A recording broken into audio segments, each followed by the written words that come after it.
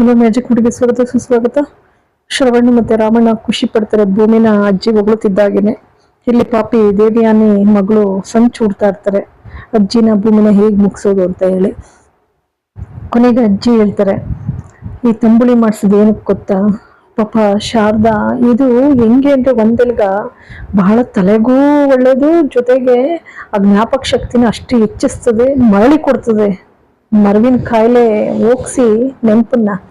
ಹಾಗಾಗಿ ಪಾಪ ಶಾರದಾ ಆದಷ್ಟು ಬೇಗನೆ ನೆನಪಿನ ಶಕ್ತಿ ಬಂದು ಚೆನ್ನಾಗಾಗ್ಲಿ ಅಂತ ಹೇಳಿ ಅಷ್ಟೇ ಅಂದಾಗ ಅದಕ್ಕೆ ಶ್ರವಣಿದು, ಅತ್ತೆ ಎಷ್ಟು ಒಳ್ಳೆ ಬುದ್ಧಿ ನಿಮ್ಮದು, ನನ್ನ ಸಂಸಾರ ಚೆನ್ನಾಗ್ಲಿ ಅಂತ ಎಷ್ಟು ಬಾಯಿ ತುಂಬಾ ಅರಿಸ್ತಾ ಇದ್ದೀರ, ನಿಮ್ಮ ಆರೈಕೆ ಖಂಡಿತ ನೆರವೇರ್ತದೆ, ನಾನು ಶಾರದಾ ನಾನು ಚೆನ್ನಾಗಿರ್ತೀವಿ ಅನ್ನೋ ಭರವಸೆ ಬರ್ತಾ ಇದೆ.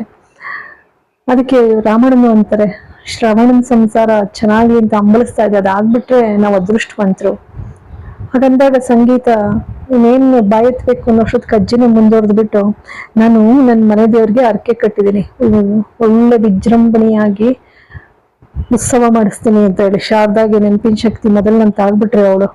ಇದಕ್ಕೆ ಸಂಗೀತ ಅಂತಾರೆ, ಆಗ್ಲಿ ಅತ್ತೆ, ಶಾರದಾ ನೆನಪಿನ ಶಕ್ತಿ ಬಂದು ನನ್ನ ಶ್ರವಣನ ಸಂಸಾರ ಚೆನ್ನಾಗಾಗ್ಬಿಡ್ಲಿ, ಖಂಡಿತ ಇಡೀ ಊರವ್ರನ್ನೆಲ್ಲ ಕರೆದು ಉತ್ಸವ ಮಾಡ್ಬಿಡೋಣ. ಅಷ್ಟರಲ್ಲಿ ಅಜ್ಜಿ, ಪೇಟೆ ದೇವಿಯಾನಿ ಏನ್ ಕೊಚ್ಕೋತಿದ್ದಲೆ, ಅದೇ ಕೆರಳೆಣ್ಣೆ ಕುಡ್ದೊಳಗ್ ಮುಖ ಮಾಡ್ತಿದ್ಯಾ ನನಂಗಂತಿದ್ರೆ, ನೋಡು ನಿನ್ ಮಗಳು ಏನ್ ಹಂಗ್ ಮಾಡ್ತಾಳೆ ಹಿಂಗ್ ಮಾಡ್ತಾಳೆ ಅಂತ ಕೊಚ್ತಿದ್ದೆ, ಈಗ ನೋಡು ಏನು ಬರಲ್ವಲ್ಲ, ತಾಯಿ ಅಂತೆ ಮಗಳು ಮೇಲಂತೆ ಸೀರೆ, ಏನ್ ಚಂದ ಕಡ್ಗೆ ಕಳ್ಸಿದೀಯ ನೀನು ಅಂತಾರೆ. ಹಾಗಂದಾಗ ಯಾವನ ಇವಳನ್ನ ಸೊಸೆಯಾಗಿ ಪಡೆಯೋನು, ಅವನ ಮನೆ ಅಂತೂ ಎಕ್ಕುಟ್ಟೋಯ್ತದೆ. ಅದಕ್ಕೆ ಇವಳಿದ್ದವಳು, ಅಂಜು ಇದ್ದವಳು, ಇನ್ಯಾರಜ್ಜಿ ನಿನ್ ಮೊಮ್ಮಗನ್ನೇ ನನ್ ಮದ್ವೆ ಆಯ್ತಾ ಇರೋದು, ಇನ್ಯಾರನ್ನ ಅಂತ ಅನ್ಕೊಂಡಿದೀಯಾ, ಅತ್ತೆ ಅಡ್ಗೆ ಮಾಡಾಕ್ತಾರೆ, ನಾನು ನಮ್ಮ ಮಾಮಿ ಎಂದನಂತೆ ನಾವು ಕಾಲ್ ಮೇಲೆ ಕಾಲ್ ಹಾಕೊಂಡು ಕೂತ್ಕೋತೀವಿ. ಅದಕ್ಕೆ ಅಜ್ಜಿ ಇದ್ದವರು, ಏನು ನೀನು ಬಾಯಿಲಿಂತ ಮಾತು ಬರ್ಲೇಬೇಕು ಕೇಳು, ಅವ್ವೆ ಅಂತವಳು ನೀನು ಅಂತವಳೆ ಅಷ್ಟೇ, ಉದ್ದಾರ ಬಿಡು ಅಲ್ವೇ, ನಿನಗೇನು ಬಂದಿದ್ಯೆ ಅಂತ ಸಂಗೀತ ಕಡೆ ಅಂದಾಗ ಸಂಗೀತ, ಅತಿ ಏನು ಚಿಕ್ಕ ಹುಡುಗಿ ಗೊತ್ತಾಗಿಲ್ಲ, ನಾನು ಅಡ್ಗೆ ಮಾಡೋದ್ ಕಲಿಸ್ತೆ, ಏನ್ ಕಲಿಸ್ತೀಯೇ, 30 ವರ್ಷ ಆದ್ರೂ ನೀನೇ ಕಲ್ತಿಲ್ಲ, ಅವಳಿಗೆ ಕಲಿಸ್ತಾಳಂತೆ, ಸರಿ ಹೋಗಿದೆ ಬಿಡು ಜೋಡಿ. ನೋಡೆ ಹೇ ದೇವಿಯಾನಿ, ನಂಗೆ ಅವೆಲ್ಲ ಗೊತ್ತಿಲ್ಲ, ನಾಳಿಕೆ ನೀನು ಎಪೇಟೆ ನೀನು ಇಬ್ರು ಸೇರ್ಕೊಂಡು ಅಡ್ಗೆ ಮಾಡಾಕ್ಬೇಕು ನಮ್ಮನೇಲಿ, ಆಯ್ತಲ್ಲ, ಯಾರು ಸಹಾಯ ಮಾಡೋಂಗ್ ಕೊಡ್ದು.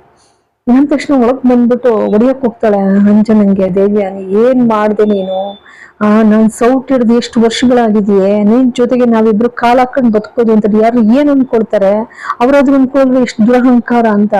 ಅಯ್ಯೋ ಮಾಮ್, ನನ್ಗೆ ಗೊತ್ತಾಗ್ಲಿಲ್ಲ, ಫೋರ್ಸ್ ಅಲ್ಲಿ ನಾನು ಮಾತಾಡ್ಬಿಟ್ಟೆ, ಹೌದಲ್ವಾ ನಿಜನೇ, ನಿಜ ಇರ್ಬೋದು, ಆದ್ರೆ ನಂತ ಮಾತಾಡ್ತಾರ ಹೇಳು, ನನಗೆ ನನ್ನ ಊಟನೇ ನನಗೆ ಹೆಂಗಿದೆ ಅಂತ ಗೊತ್ತಿಲ್ವಲ್ಲೇ ನನಗೆ, ಜೊತೆಗೆ ಜೀರಿಗೆ ಯಾವ್ದು ಸೋಂಪು ಯಾವ್ದು ಅನ್ನೋದು ಗೊತ್ತಿಲ್ಲ, ವ್ಯತ್ಯಾಸನೇ ಗೊತ್ತಿಲ್ಲ, ನಿನ್ನ ಕಡೆಗೆ ನಾನು ಏನೇ ಅಡ್ಗೆ ಮಾಡ್ಲಿ, ನಮ್ ಏನೋ ಒಂದ್ ಸಮಸ್ಯೆಗೆ ಪರಿಹಾರ ಇರುತ್ತೆ, ಸುಮ್ಮನಿರಿ, ಒಂದ್ ಕೆಲಸ ಮಾಡೋಣ, ಸಿಲಿಂಡರ್ ಇದ್ರೆ ಅಲ್ವಾ ಅಡ್ಗೆ ಮಾಡೋದು, ಸಿಲಿಂಡರ್ನೇ ಕಸ್ಬಿಡೋಣ.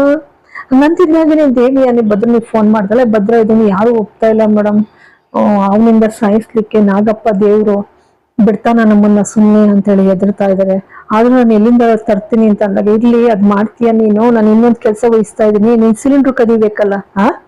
ಏನ್ ಮೇಡಮ್ ಸಿಲಿಂಡ್ರು, ಇದೇನ್ ಮೇಡಮ್ ಇಂಥದ್ದು ಹೇಳ್ತೀರಾ, ಹೌದು ನನ್ನ ಅಡ್ರೆಸ್ ನಿಮಗೆ ಶೇರ್ ಮಾಡ್ತೀನಿ, ಬಂದು ತಗೊಂಡೋಗಿ ಎರಡೂನುವೆ. ಸರಿ ಭದ್ರ ಫೋನ್ ಇಟ್ಟು, ಏನಪ್ಪ ಇದು ಎಂತೆಂತ ಸಿಲ್ಲಿ ಕೆಲ್ಸಗಳೆಲ್ಲ ಹೇಳ್ತಾರೆ, ಏನೋ ಕೆಲಸ ಒಪ್ಕೊಂಡಿದೀನಿ ಮಾಡೋಣ ಅಂತ ನಾನು ಅನ್ಕೊಂಡ್ರೆ.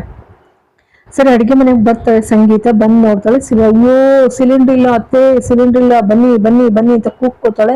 ಭೂಮಿ ಎಲ್ಲ ಬರ್ತಾರೆ, ಏನೇ ಹಂಗ್ ಕೂಗ್ಕೊಳ್ತೀವಳೆ, ಮನೆ ಏನೇ ಕಿತ್ತು ಹಂಗೆ, ಏನೋ ಆಯ್ತು ಅನ್ಕೋಬೇಕು.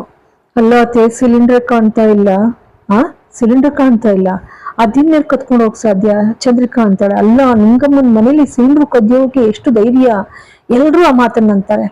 ಹಂಗಂದಾಗ ಅಜ್ಜಿ ಇದ್ದವರು, ಬಿಡಲ್ಲ ಮಾತ್ರ ಸುಮ್ಮನೆ, ನಾನ್ ಮಾತ್ರ ಬಿಡೋದಿಲ್ಲ, ರಮಣ್ಣ ಕೇಶವ ಹೋಗ್ಬಿಟ್ಟು ಮೊದ್ಲು ಇಡೀ ಊರೆಲ್ಲ ಜಗಳ, ಅವ್ನು ಯಾವ ನನ್ನ ಮಗ ಹಿಡ್ಕೊಂಡ್ ಬನ್ನಿ ಅಂತ ಅಲ್ಲೇ ಹಗದು ಬಿಡ್ತೀನಿ ಹಂಗೆ ಅವ್ರನ್ನ, ಅವ್ರಗ ಕಚ್ಚ, ಅವ್ರ ಮನೆ ಹಾಳಾಗ, ಅವಳ ಗಂಡಿಲ್ದಳಾಗ್ಲೆ, ಅವಳು ಬಾಳ ಹಾಳಾಗ, ಹೋಗೋ ಅಂತಿದ್ದಾಗಿನೇ ದೇವಿಯಾನಿಗೆ ಚುಚ್ಚಿದಂಗ ಆಗದೆ.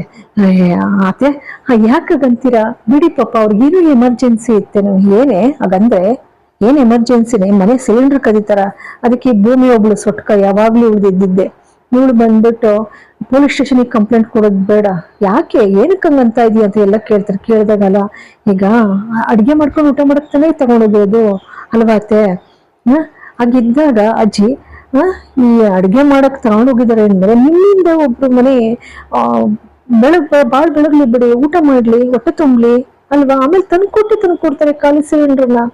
ಅದಕ್ಕೆ ರಾಮಣ್ಣ ಶ್ರವಣ ಎಲ್ಲ ಅದನ್ನ ಭೂಮಿ ಹೇಳಿದ್ಮೇಲೆ ಅದು ಸತ್ಯ, ತಂದು ಕೊಡ್ತಾರೆ ಬಿಡಿ ಅಂತಾರೆ. ಅದಕ್ಕೆ ಇವಳು ದೇವಿಯಾನಿ ಅಂಜು ತಪ್ಪಿಸ್ಕೋಬೇಕಲ್ಲ. ಹೌದು ಮತ್ತೆ ಅಂತ ಅಷ್ಟೊತ್ಕಾಗ್ಲೇ ಕನ್ಸ್ಕೊಂಡಿರ್ತಾಳೆ ಚೆನ್ನಾಗಿ.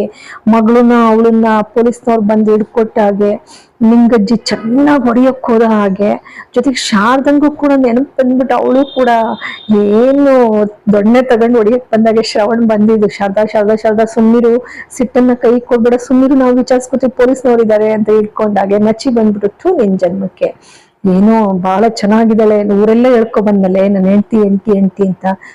ನಿನ್ನ ಮದ್ವೆ ಆದ್ರೆ ಕಳ್ಳಿ ಗಂಡ ಅನ್ಸ್ಕೊಬಿಡ್ತೀನಿ, ನಿನ್ ಮುಖ ತೋರಿಸ್ಬೇಡ ಓಟೋಗೆ ಅಂತಿದ್ದಾಗೇನೆ ಬೆಚ್ಚ ಬಿದ್ದೋಯ್ತಾಳೆ. ಅದಕ್ಕೆ ದೇವೇನ ಕನ್ಸ್ಕೊಂಡ ಪೊಲೀಸ್ ಅವ್ರಿಗೆ ಇಟ್ಕೊಡಾಗೆ ನೀನೇ ಬಿಟ್ಬಿಡ್ತೀಯಲ್ಲ ಗುಟ್ಟ, ಆಮೇಲೆ ನಮ್ಮನ್ನ ಪೊಲೀಸ್ ಸ್ಟೇಷನ್ಗೆ ಹಾಕೇ ಬಿಡ್ತಾರೆ ಕಣೆ, ಸುಮ್ಮನಿರೆ ಅಂತಾರೆ. ಆನಂತರ ಭೂಮಿ ಯಾವಾಗ ಸಜೆಷನ್ ಕೊಡ್ತಾಳೋ ಅನ್ನ ಊಟ ಮಾಡಕ್ಕೆ ತಾನೇ ಹೋಗಿರೋದು ಬಿಡಿ ಅಜ್ಜಿ ಅಂತ ಹೇಳಿ, ಅದು ಸರಿನೇ, ಆದ್ರೂ ಸಿಲಿಂಡರ್ ಕದಿದಾರಲ್ಲ ಅಷ್ಟು ಧೈರ್ಯವಾಗಿ. ಇಬ್ರು ಏನ್ ಕನ್ಸ್ಕೊಂಡ್ರು ಹಂಗೆ ಜೈಲಿಗೆ ಹಾಕ್ಬೇಕು, ಈ ಸಂಚಿಕೆ ಸತ್ಯ ಆಗ್ಬೇಕು ಖಂಡಿತವಾಗ್ಲೂ, ಆಗ್ಲೇ ಬುದ್ಧಿ ಬರೋದು. ನಚ್ಚಿ ಬದುಕು ಕೂಡ ಉಳಿಯುತ್ತೆ ಪಾಪ, ಒಳ್ಳೆ ಮನೆತನದ ಗೌರವನು ಕೂಡ ಕಾಪಾಡ್ದಂಗಾಗತ್ತೆ. ಇದು ನಿಜಾಗ್ಲಿ ಅಂತ ಹೇಳಿ ಹಾರೈಸೋಣ. ಅಂತ ಇಬ್ರು ಮಸಿ ಬೂದಿ ಎಲ್ಲ ಬಳ್ಕೊಂಡು ಅಡಿಗೆ ಮಾಡ್ತಾ ಇದಾರೆ.